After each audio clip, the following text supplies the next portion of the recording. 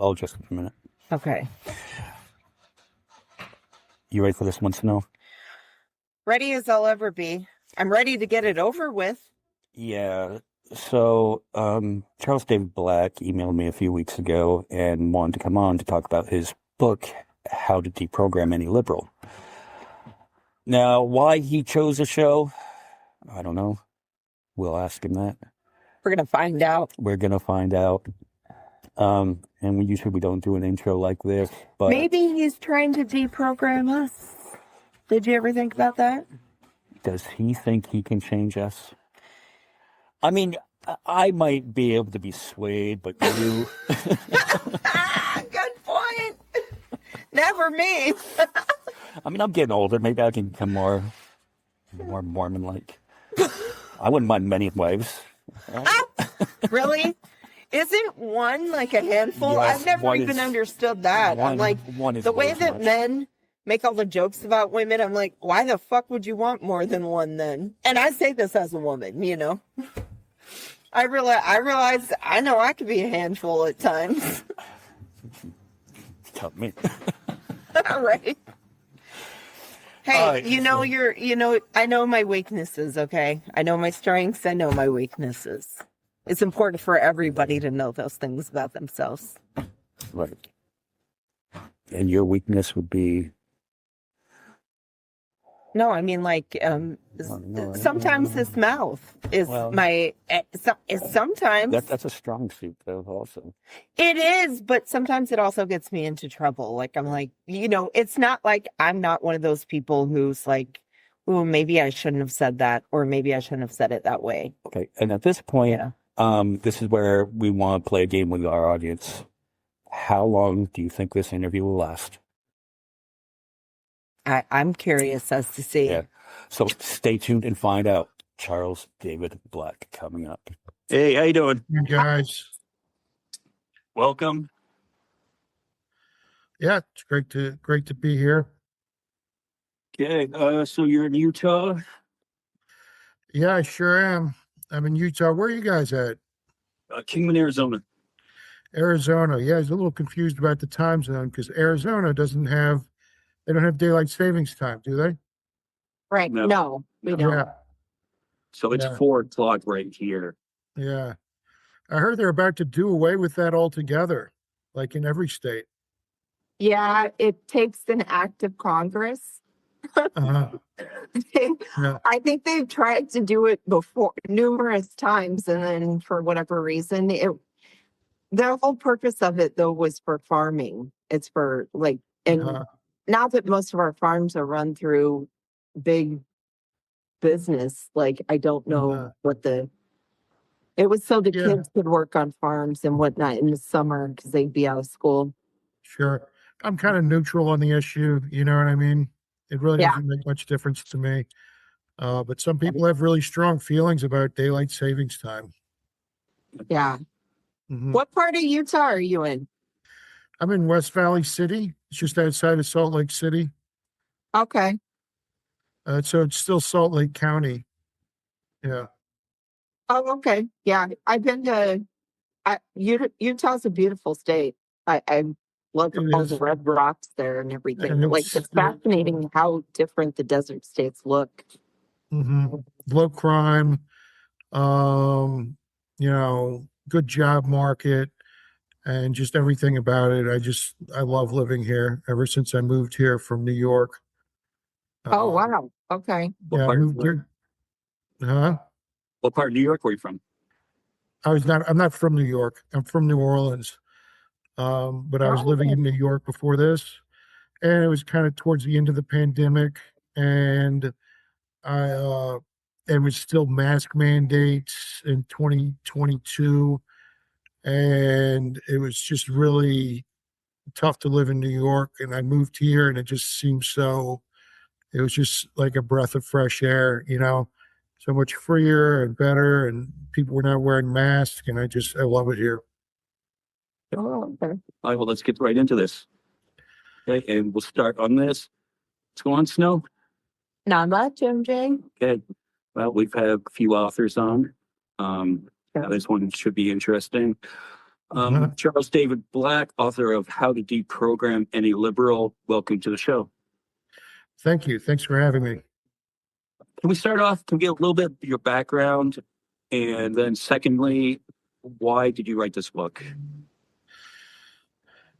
My background, I guess you could say, I was kind of a political moderate, um, until 2020. 2020 is the year that really made me do a pivot. Before that, I was, maybe even a little left leaning, kind of, on a lot of issues. I would vote Democrat, and depending on the situation. And then 2020, and especially living in New York, that was the year that made me really pivot and say, I think that it just made me feel like liberalism is dangerous. And now in the book, on the title of the book, it's Deprogram Any Liberal, but that's really just a way to sell the book. The real truth is that, if you read the book, I refer to these people that I'm trying to help as fallacy sufferers. Now, most fallacy sufferers someone who prefers false information over truthful information. Most of them identify as liberals, but it's common for them to also identify as conservatives. So the cover of the book and the title of the book is maybe a little misleading because there are a lot of people who identify as conservatives who also need to be deprogrammed. Okay. To be fair, yes, we both read the book and we were just like, Yeah. huh, what does this have to do with deprogramming a liberal? I mean, that was my takeaway from it. Uh-huh. Yeah. Okay. Oh, go ahead. Well, the basic theory is, okay, that there are certain people who favor false information over truthful information. And so and I spent a lot of time researching Christian scripture. It's common for me. I'm one of those people when I experience a problem, I often like to turn to scripture and I like to try to find the answers there. After maybe a couple of years of researching this, I concluded that certain people who favor false information over truthful information probably starts with a fear of uncertainty.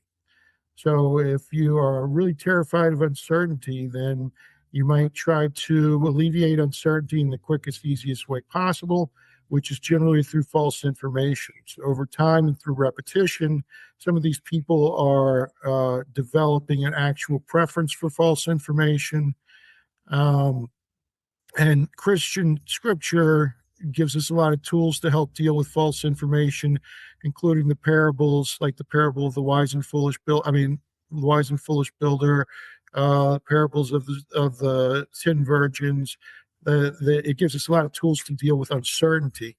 And I think people who develop a healthy relationship with uncertainty can subsequently develop a healthy relationship with the truth. So you got a question? Well, yeah, because like with religion, I mean, I don't want to insult anybody or their beliefs, but there's no scientific proof that what's in the Bible or what's been taught through the religion is how can those people not be considered like fallacy sufferers? Especially like in the Mormon religion too, isn't it like that it was invented by that Joseph Smith? Sure. Well, I mean, in all fairness, most scientists do believe in God. So the idea of using science as a way to kind of discredit religion doesn't really hold a lot of water. Can we define fallacy sufferers or what your definition of that is? It's a person who has a strong tendency to favor false information over truthful information. Okay. Can you give us an example of how a liberal has done that?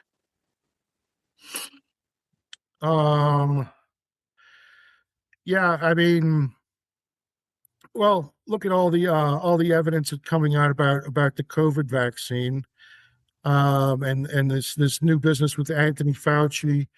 They're discovering more and more evidence that the COVID vaccine,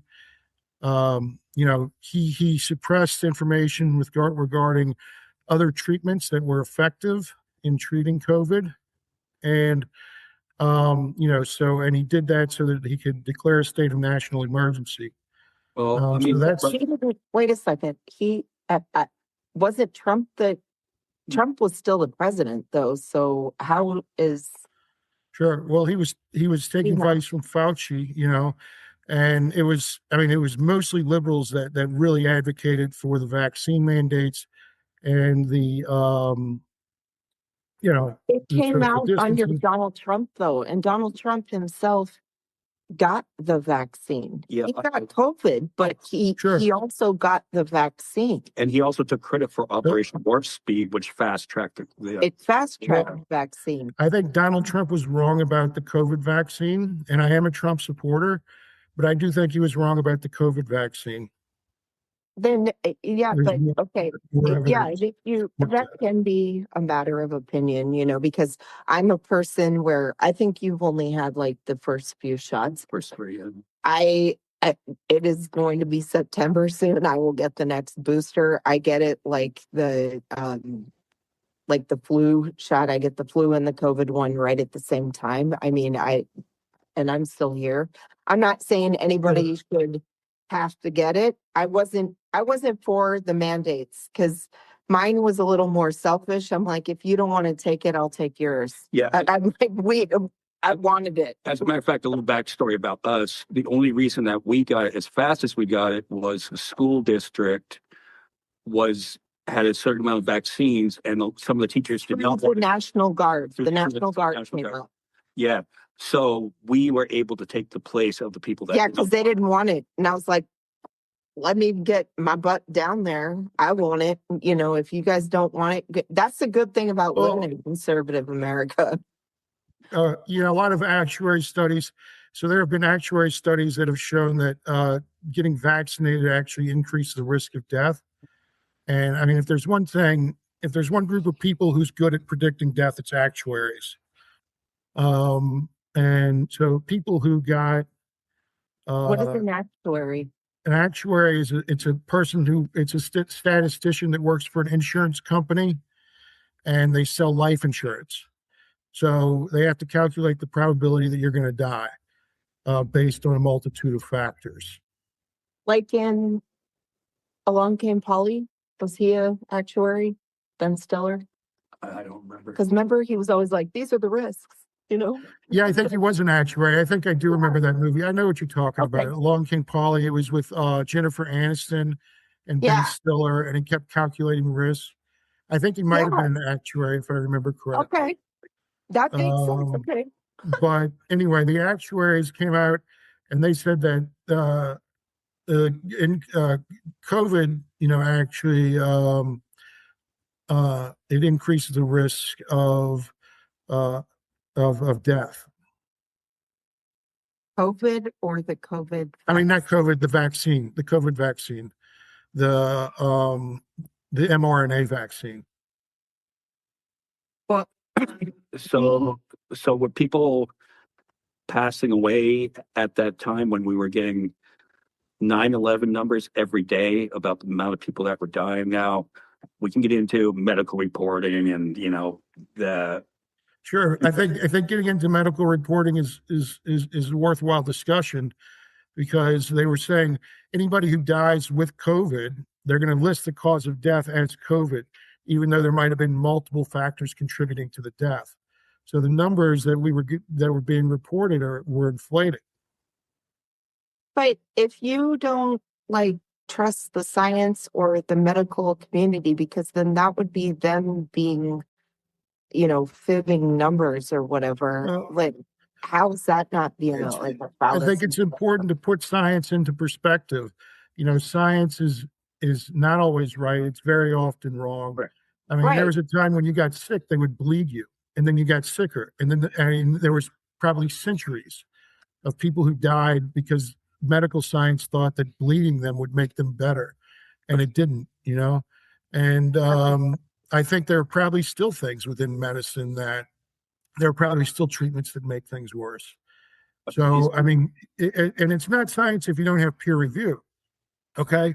In the case of COVID and the vaccine mandates, anybody who opposed, um, the COVID vaccines, anybody who endorsed the use of I'm sorry, Chloroquine.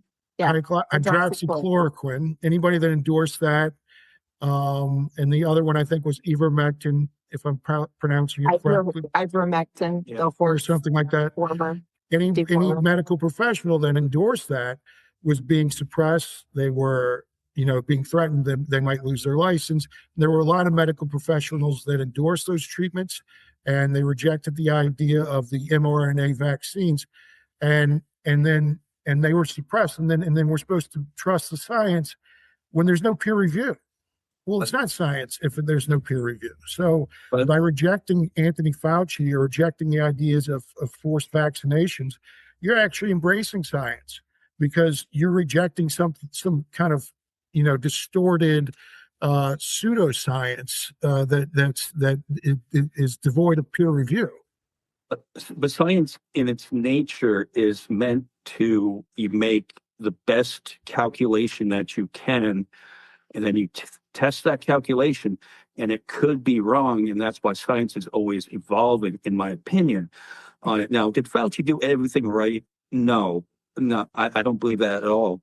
But I do think, in my heart of hearts, he had the best intentions in mind for what he was trying to accomplish at the time, where the coronavirus was just constantly like, what are we dealing with? And stuff like, yeah, going to the grocery store and staying 6 feet apart and wearing a mask, which he changed his wording on once they learned more. And I don't see where, personally, I had a problem with that because we did not know fully what we were dealing with at the time. Well, yeah, that's kind of how I feel too. Like, it came out and it was like scary because it was killing people. I mean, we had refrigerator trucks at hospitals because they didn't have enough places to put all the dead bodies. But it's like, so I think that, like, I don't know if it's just like the people who didn't agree with any of that of it. I mean, because my ex at the time was like that, like just very against everything that was happening. And it's, I don't know if it's like one of those, like, I told you, like, we told you, like, we knew all along. And it's just kind of like, a confidence that it isn't really backed by anything, just on how you were feeling about it. And like, that's why I didn't mind having to go through those things. First off, I was considered an essential worker, so I had to go to work anyways. I wasn't staying at home. What So were I you was doing? kind of like, well, I wanted to be protected. And I was like, I'm just going to listen to people who had gone to medical school because they know more than what I know anyways about health. I think it's interesting that you brought up. There's two key points, that science is, okay, science is never perfect. It's constantly evolving. All right. And you mentioned Fauci's intent. Okay. I think that's a key issue here is what was Fauci's intent? In your assessment, his intention was to help people. He was doing the best he could with the information that he had. Um, I respectfully disagree with that assessment, and I think that's what the courts are trying to determine right now: is was Fauci's intention? What was his connection with the Wuhan lab that there's a very good chance that they were I mean, no, they were definitely engaging in gain of function research on the coronavirus. What was his connection to that? Did they achieve any gain of function on the coronavirus? Is that the actual source of the coronavirus? A lot of people believe it was. What was his intention when he supposedly suppressed information regarding the effectiveness of hydrochloroquine and ivermectin? Um, a lot of people are saying that his intention was that if they had an effective medication, he wouldn't be able to do vaccine mandates. He wouldn't be able to declare a state of emergency. I mean, these are all questions that are still before the court as we speak. And Anthony Fauci was called to testify. Okay. To be fair, though, Fauci cannot declare a state of emergency. That would be the federal government. Yeah. Sure. Yeah, well, the federal government wouldn't have been able to declare a state of emergency either. So what do That's the accusation. in your opinion, do you think that Fauci was up to something nefarious then? I think he probably was. This is what I'm trying, like, do you think that he was up to no good and like in on the vaccine or in on the whole COVID thing? I mean, there are some things that I know. There are other things that I suspect. At this point, we know that hydrochloroquine and ivermectin were effective. We know that the vaccine is dangerous. We don't know whether, like you said, was Fauci in on it? Was he doing something nefarious? At this point, we don't know that. Personally, that he was doing something nefarious, and I think that he was in on, he was somehow benefiting from it financially or otherwise. And the reason I think that is because he was at the best vantage point to be able to ascertain the necessary information and determine the best course of action. And the decisions that he made were wrong. Okay. Can I ask you this? So was ivermectin peer approved? It had been peer approved for a lot of other similar viruses. But for COVID? And no, well, the debate surrounding the usefulness and effectiveness with regard to COVID was kind of on the rise, and then it got suppressed. So it didn't get. I mean, I guess you could say peer approved is kind of a squishy term. There were a lot of healthcare professionals that endorsed it. They said they used it effectively. They had data from patients that had used it, and they were trying to present this data, and their opinions on the matter were suppressed. Like, I mean, even as a liberal, I'll admit, like, I was sitting there saying when people were like they shouldn't have it forced on, I did agree with it. I'm like, because I'm a person that believes in bodily autonomy. What I mean, that whenever the conservatives did try to hijack the my body, my choice thing, the whole pro-choice, pro-life issue, and say that. And I'm like, you know what? If I'm going to believe in stuff like that, though, if I'm going to believe in being pro-choice, they're right.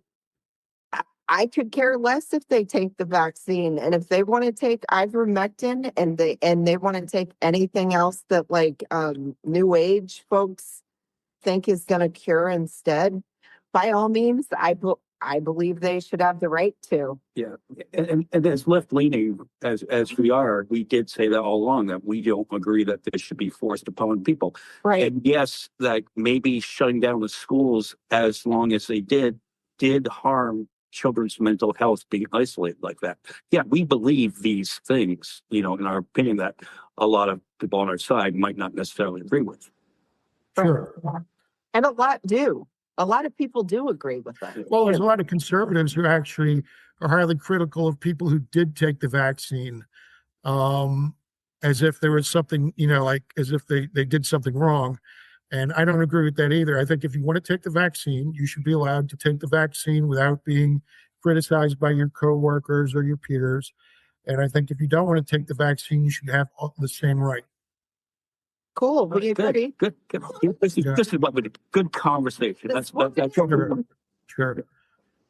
um, although getting back to the first part of your book, where did seem to be leading into this, how to deprogram a liberal. The first part of the book, you were talking about race riots. I assume that you were talking about the George Floyd things that were going on shortly after. Oh, I wasn't really referencing any specific protests or riots. So the stories that I told, a lot of, explanation. I learned when I was writing, I used to write ad copy. And one of the things that I learned is that when you're trying to explain something technical, it helps to tell a story. At that point, what I was trying to explain were functions, and I'll recap what I said in the book to introduce the idea of functions. Is that if an archaeologist holds a rock in his hand, that rock is physical evidence. Okay, if he takes a picture of the rock, he's performing a function on the rock. Most information that you acquire comes to you by way of these functions. So, because most people will never have the opportunity to hold the rock in their hand. And so then I went on to an analysis of functions. And I chose to help explain I came up with characteristics of functions, and then I came up with characteristics of causation assignments. Because what people do is they take the functions and then they organize that and extrapolate it into a causation assignment. So that rock that the archaeologist had, if it's shaped like an arrowhead, he's going to say, well, that's probably caused by somebody smashing it with another rock until it's shaped like an arrowhead. And so that's how it works. You start with functions, and you want reliable functions, you want valid functions, and then you take those valid functions and extrapolate them into causation assignments. Now, I decided I'd put together a fun little story about these two journalists. So fundamentally, okay, there were some riots in the story, but it wasn't really about that. The main characters of the story were these two journalists, and it was Timmy, the trustworthy journalist, and Danny, the deceptive journalist.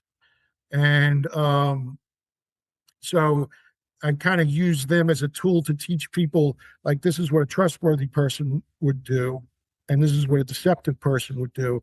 And it's important to figure out which one you're actually dealing with at any given time. And I did use protest as an example of that because that's a common topic.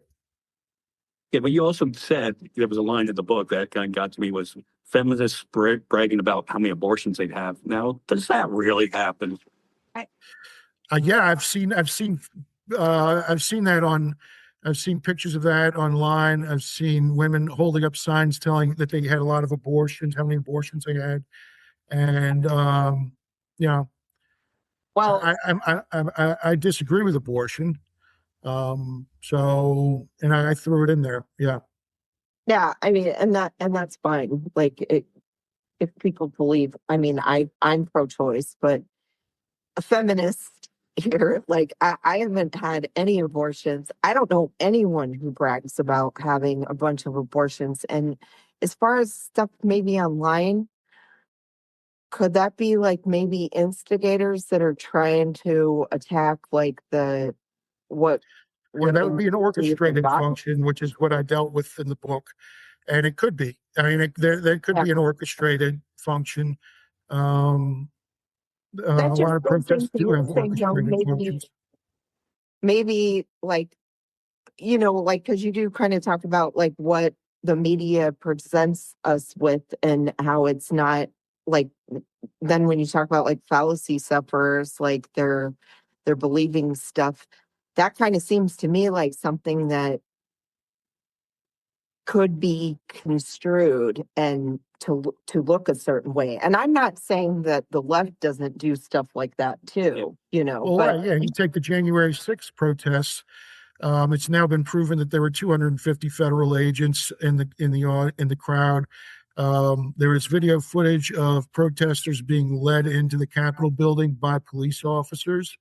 So Ashley Babbitt was actually led to the door where she was shot and killed. by police officers. And just one more thing regarding Ashley Babbitt. There were no protesters inside the chamber where Ashley Babbitt was crawling into, and the windows for the doors were broken from inside the chambers. You could clearly see that in the video footage.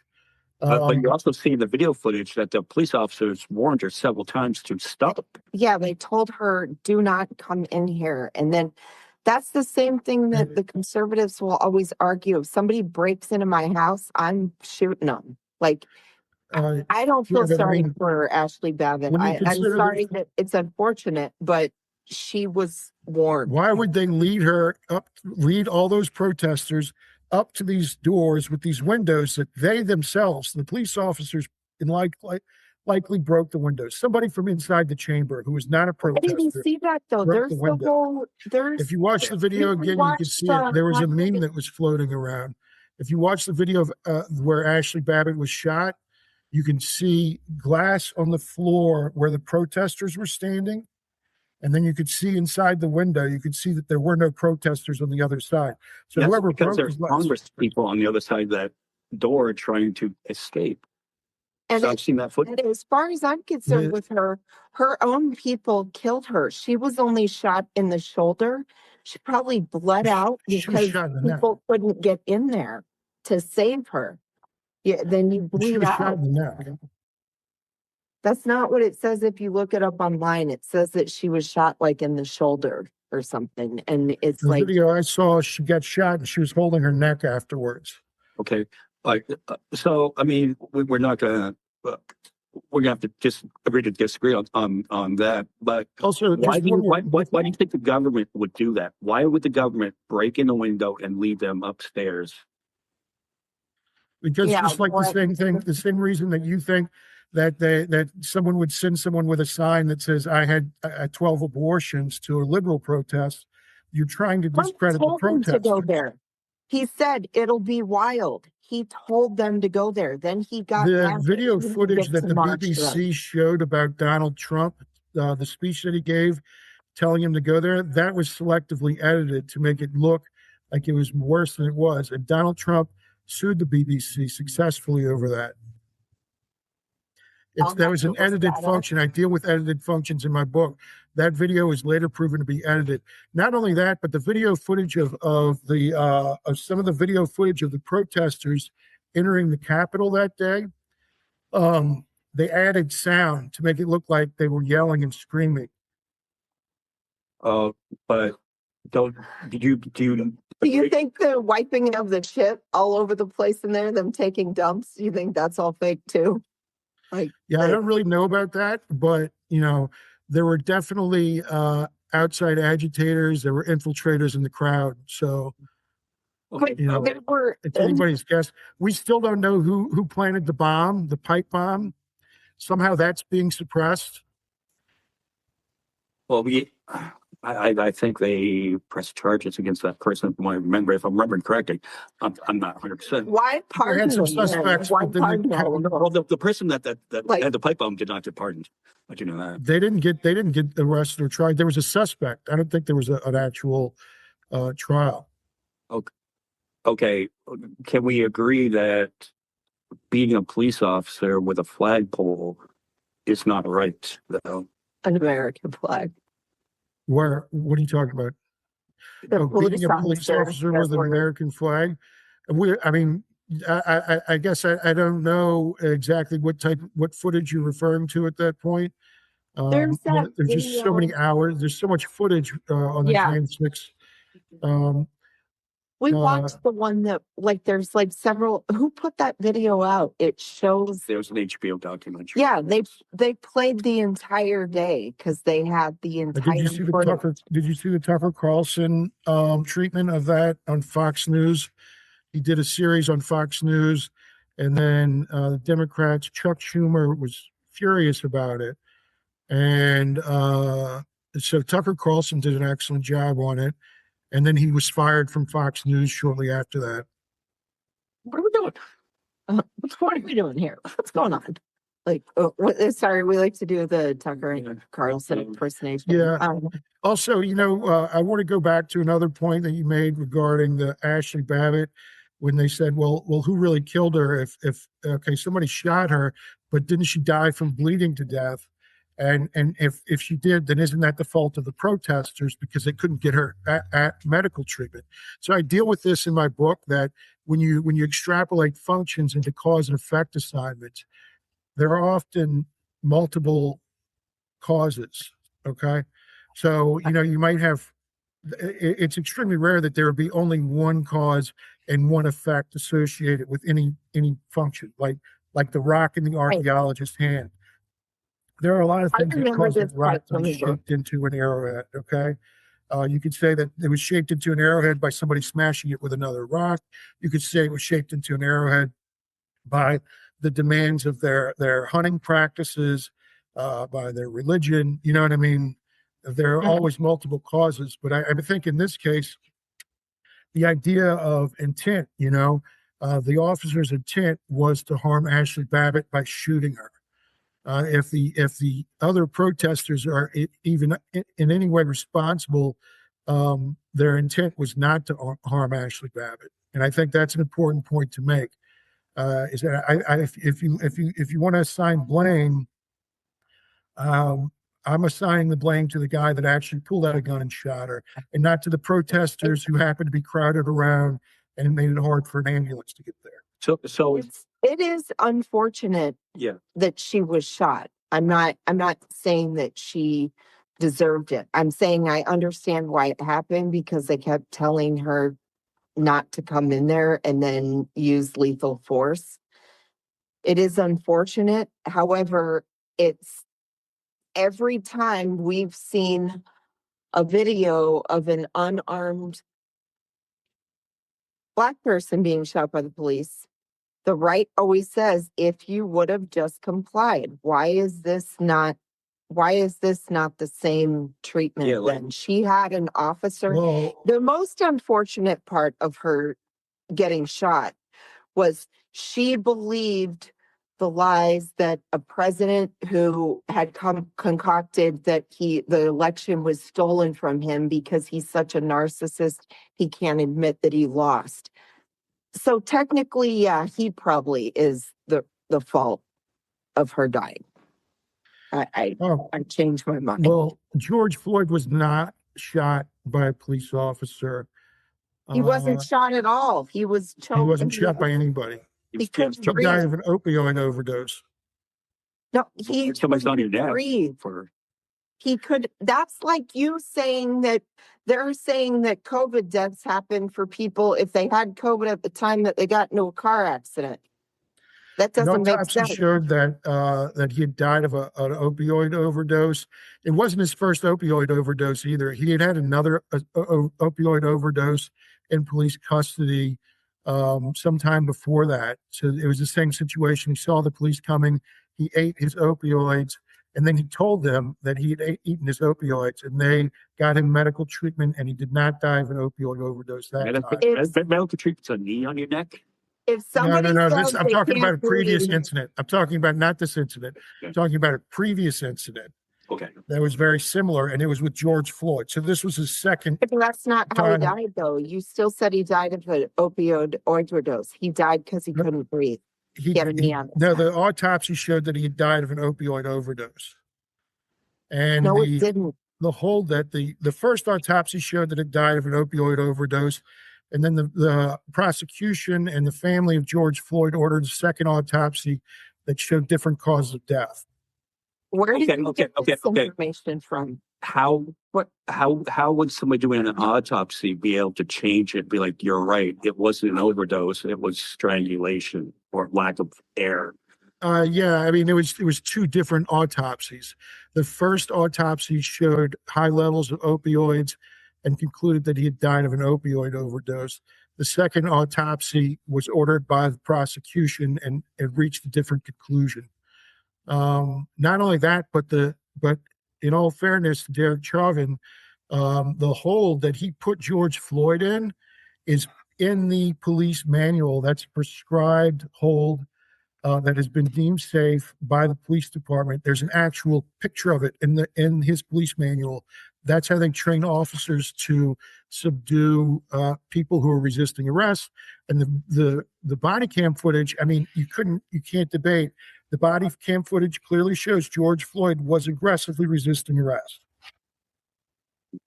He They, was.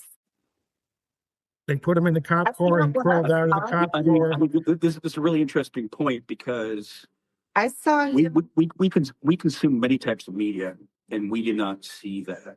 I didn't see You that didn't see on the any of full. them, and I saw a smirk on Chauvin's face. Like when they get that smirk, it's the same one that George, what's his name? George Zimmerman. He said it on his 911 call, whispered it under his breath. They always get away with this shit. And he had that kind of smirk on his face. Now, I'm not saying exactly because, yeah, that's me. That's me jumping to conclusions or what you will. But like that's not what I got out of it. I never saw that.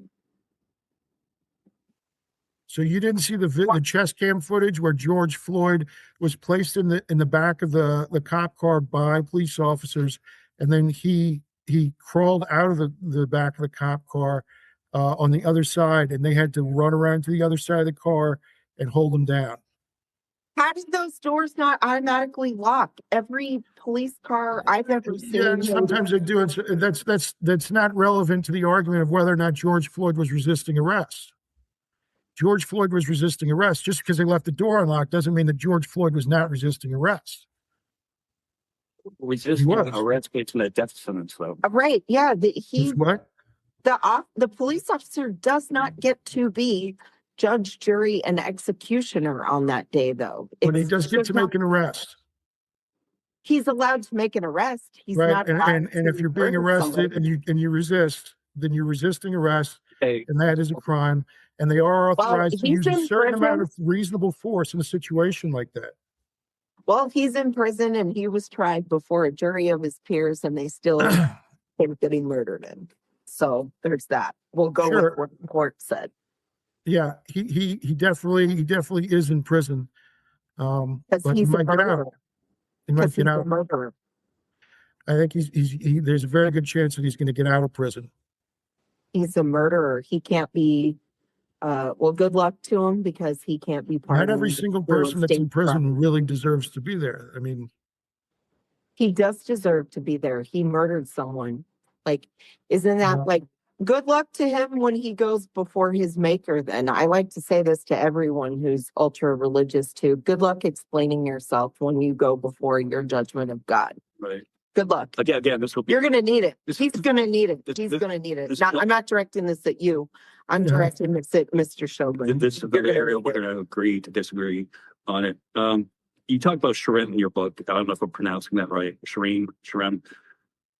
He was a character that's based on pride, flattery. He's a gifted communicator. It sounded a lot like Donald Trump. Mm-hmm. It sounded exactly like Donald Trump. I mean, there was a story that was written in the Book of Mormon. To me, it doesn't sound like Donald Trump. I didn't really have a specific figure in mind when I talked about that story. Everything that I talked about with regarding the Book of Mormon was a way to demonstrate various points that I'd made previously in the book, particularly regarding objectives, primary objectives, prerequisite objectives, and things like that. So, if your takeaway, and I'll tell you what, there are a lot of Mormons who have the same takeaway as you, that, you'd be surprised. I know that Mormons are often thought of as just ultra conservative, but you'd be surprised how many liberal Mormons are out there. And yeah, a lot of them probably do view that character as a Trump-like character. I personally do not. I like a lot of there's a lot of Mormons who are very nice people. Like I don't have the only thing that is troubling about Mormonism to me is probably specifically the FLDS branch of it. Like the Yeah, stuff that those has are to do with Warren Jeffs and the new one, I think his name is Moroni.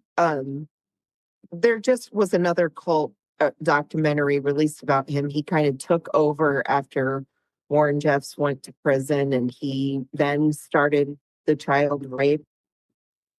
He furthered it yeah. along. Well, there's not really much that the mainstream Church of Jesus Christ of Latter-day Saints can do. Like they break off, they form their own church, and then eventually, once they start to actually violate the law, it's really the government that has to step in and say, no, you can't do that. You know, Yeah, exactly. but the church is kind of, really just all they can do is try to convince people not to go in that direction. Yeah, Okay. yeah, because that direction.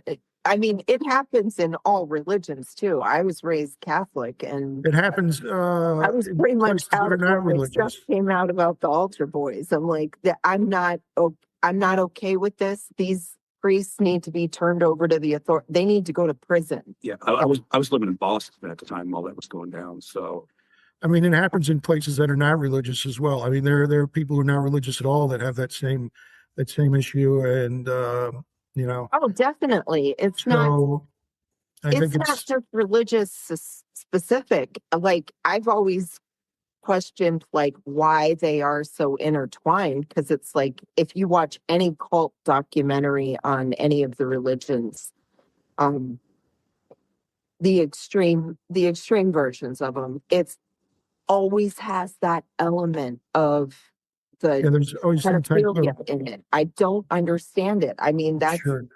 I don't know if any of us will ever understand it though, you know? yeah. Okay, let's lead to this point. You're a religious man. Sure. Snow and I aren't so much agnostic. We don't know. We just don't know. I was raised Catholic too, and I had a situation in my family with stuff that happened with the church that turned me off to organized religion. That's why I'm not how I feel the way I feel. But being that, don't you think like Jesus's teachings, first and foremost, they are kind of very liberal-ish.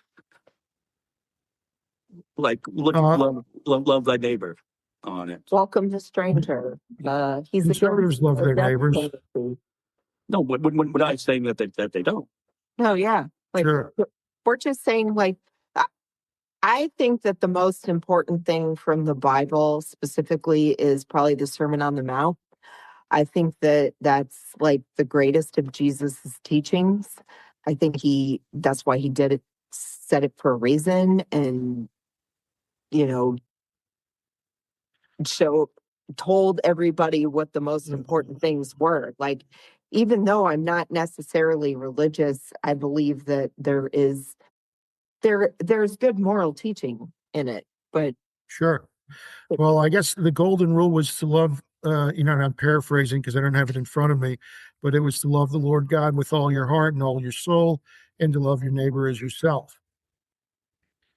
And, Yeah. I maybe we disagree on how that should be applied. But Jesus also said, give unto Caesar what is Caesar, and give unto God what is God's. You have to obey the law. yeah, so specifically, kind of like getting back a little, because there's been a lot of talk about COVID.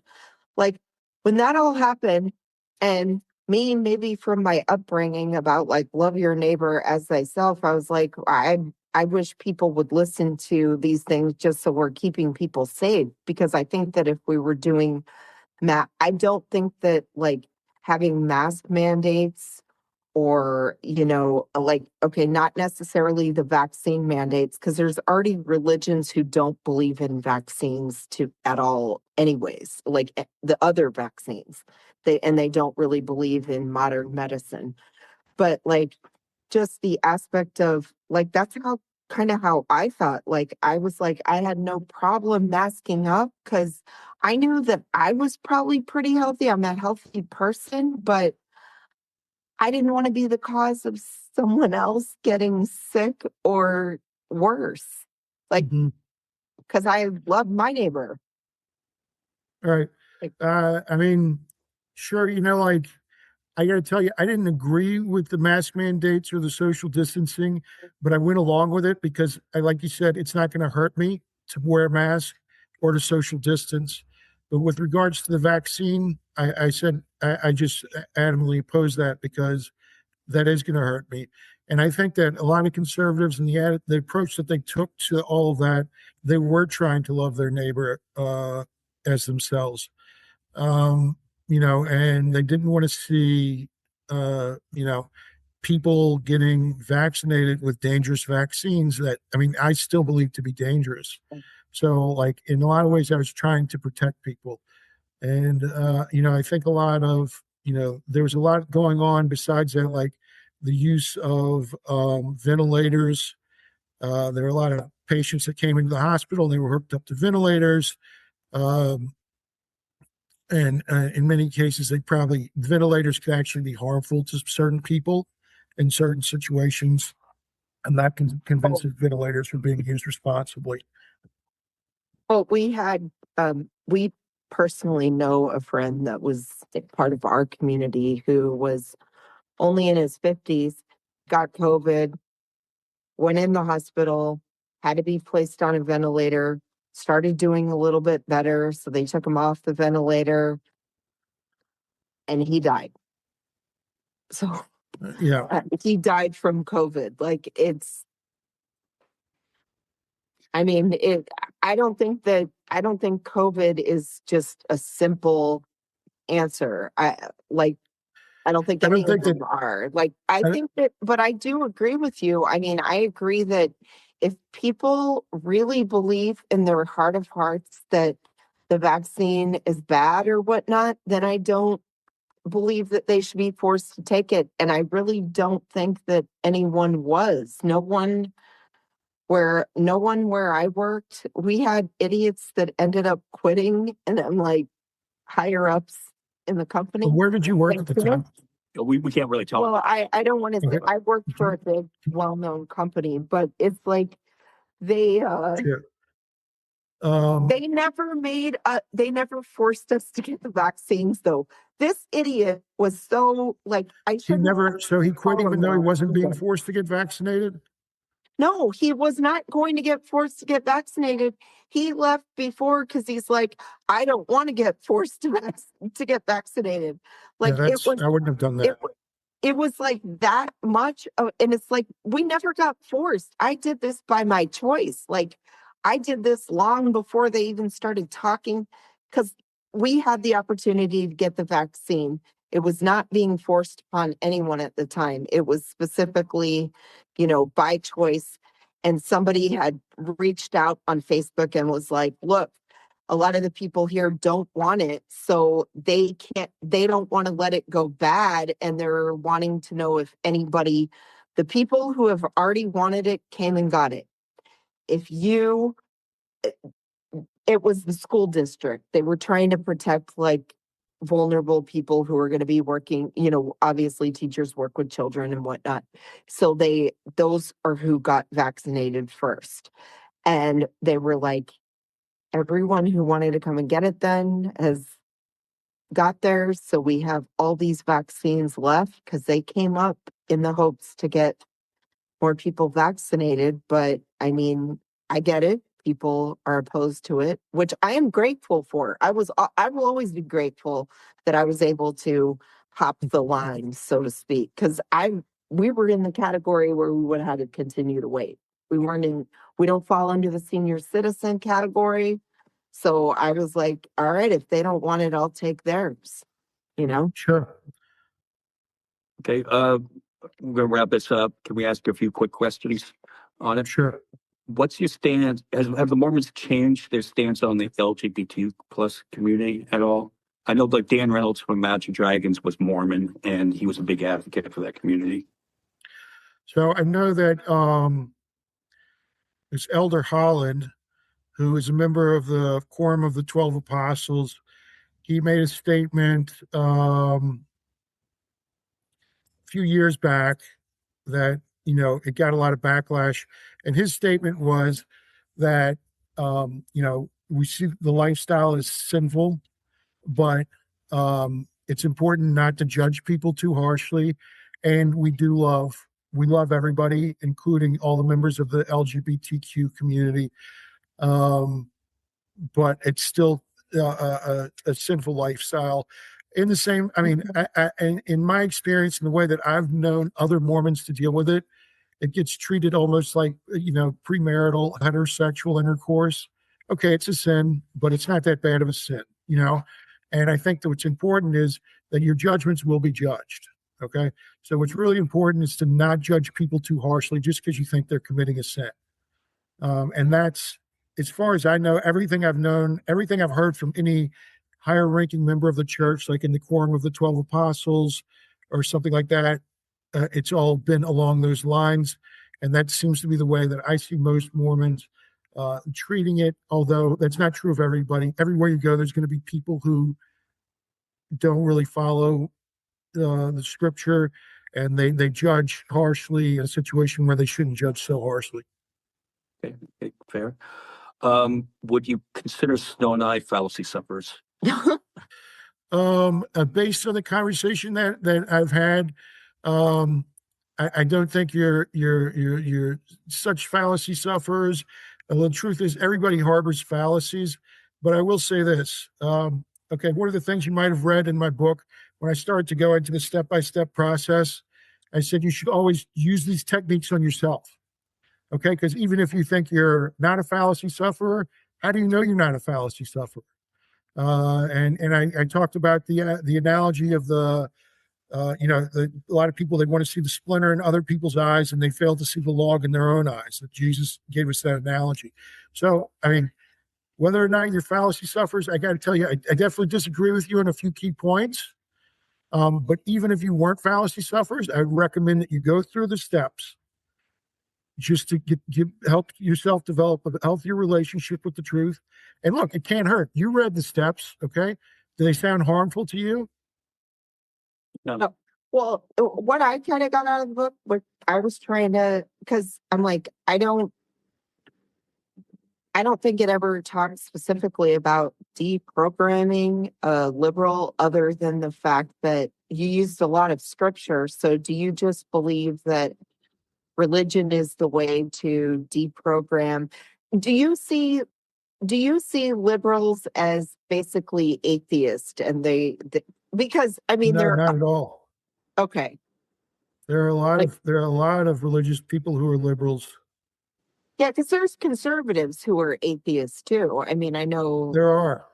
and so that's Uh, why I didn't, because the book is heavily has to do with scripture, mainly the Book of Mormon. Like you cite all I don't I have a cite the New problem. Testament as well. So if Yeah. you look at the steps that I present, so when I talk about the step-by-step process, I give you step 1, step 2, step 3, step 4. Those steps are extrapolated from the New Testament. Okay. After that, I get into the Book of Mormon. But those Okay. steps, Yeah. and I was very clear, I think everybody should go through those steps, whether you consider yourself a liberal or a conservative. And the steps are not unreasonable at all. It's just doing little things to help develop a better relationship with uncertainty. And the things that it recommends are easy, Okay. Right. I think that and this is just my opinion, but like maybe you should talk about the steps more rather than focusing on because it doesn't seem like the steps were talked about that much. It is a catchy title for a book, though. Right. Yeah. Well, yeah, that's what I thought. I'm like, but is that kind of your thing though? Like you feel that the way to deprogram people is to like use good old fashioned religion. Is that basically the gist it of depends it? on the approach you take to religion.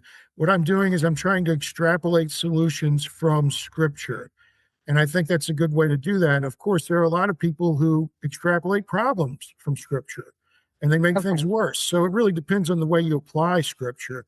I think there is a lot of value in it, though. Okay. Well, Yeah.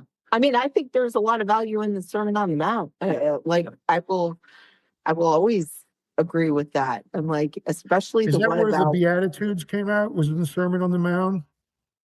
the Sermon on the Mount is in Matthew, and it's when Jesus goes and talks about his greatest commandments, that above like all this, these are the greatest teachings that I will tell you. And he talks about, you will, as you have done for me, you have welcomed me, like, and welcoming the stranger. And then, because then even the apostles, don't they like argue with him a little, and they're like, well, how are we supposed to do this kind of like thing? And then they're like, what you have done for me, you have done for everyone else. Like that's what you should do. Like that was the whole point of it. Like, Yeah, I like don't that's remember why all it's the like details of greatest the one Sermon to on the love our Mount, neighbor. and sometimes I get confused as to when he said what. You know what I mean? Like, I don't know if the Beatitudes were in the Sermon on the Mount, but I do mention the Beatitudes in my book. And So it is, yeah, it is in Matthew. I know for a fact that the Sermon on the Mount is in Matthew. yeah, I And don't remember if he the talks Beatitudes about, were in the Sermon on the Mount, though. the thing that I like the best probably about the Sermon on the Mount is like the privacy aspect of it. Like you shouldn't be making a spectacle when you're talking about your religion and praying. Like your praying is supposed to be a private thing between like you and your God. You're supposed to like basically go into your closet and talk to your God versus trying to get, I don't know, credit. That's why I have a problem with like the TV evangelists. Like it's like you're not supposed to be doing this according to the Sermon on the Mount. Well, Well, I'm not an evangelical, so I'm not. Yeah, no, I know. I'm saying there's all right, but there's all aspects. I mean, there's Catholics that do that. There's people who just consider themselves Christians that do that. There's Mormons that do that. I mean, that's why I'm saying I I don't have a problem with what anyone believes. I believe, but I also believe it should be private. Like it should be a personal thing. Why wouldn't your stuff that is with your God, that should be personal? I mean, you know. well, we want to thank you for coming on.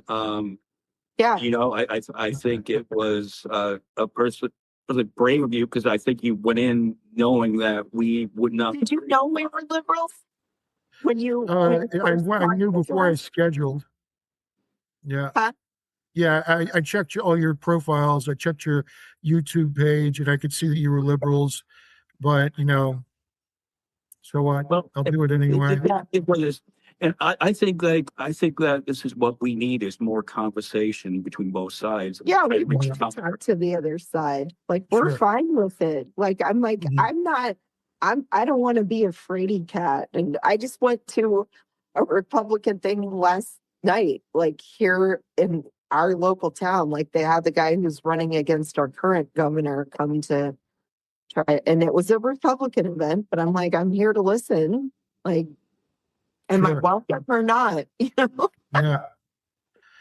Okay. Well, Charles, thank you very much. And where can people find the book?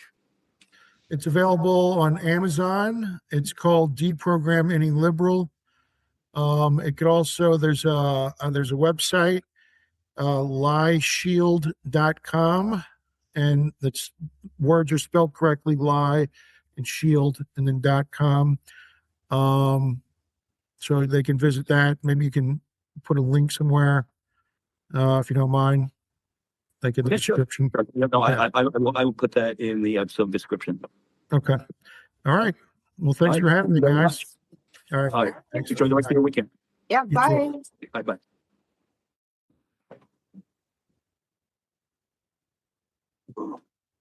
Wow. That started to get heated. It's just, it cracks me up when people, I would have more respect for somebody if